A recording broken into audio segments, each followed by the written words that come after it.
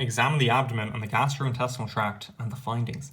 The examination steps: inspection, palpation, auscultation, percussion, rectal palpation, nasogastric tubing, abdominocentesis, and you can also use X-ray, endoscopy, laparoscopy. The abdominal regions are the epigastrium, the upper part, the mesogastrium, the middle part, and the hypogastrium, the lower part. So inspection: look at the front, both sides, below.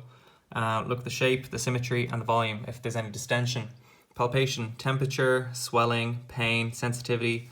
Auscultation: detect normal and abnormal sounds. So check both areas on two sides, up and back on both sides for 1 minute each.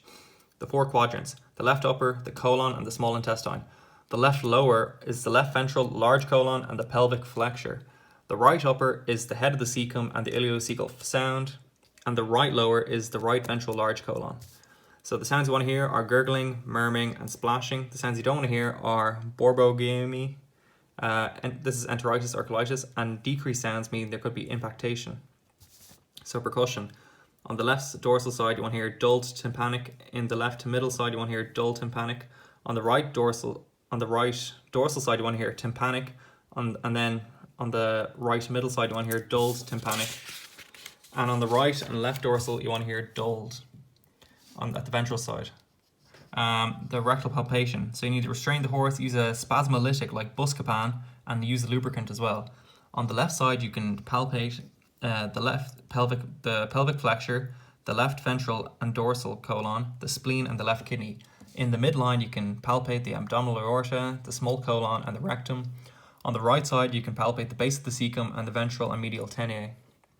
On the ventral side you can palpate the bladder and the inguinal ring and the bony pelvis. Nasogastric tubing: so this for reflux, when fluid goes from the duodenum into the stomach. You want the pH to be less than 5, not above 8. You can also use it for gas and impactation. So abdominocentesis: so use it on the linea alba at the lowest point. You can detect the cell count and the total protein, the lactate, and the galactose. So the normal, it has to be yellow or transparent. The total protein has to be less than 25 g or grams per liter. The cell count has to be 5 multiplied by 10 to the power 9 per liter, and the lactate has to be 1.8 millimoles per liter. Abnormal findings are transudate: this is from ascites; exudate, peritonitis; urine from uroperitoneum; and blood is from a rupture.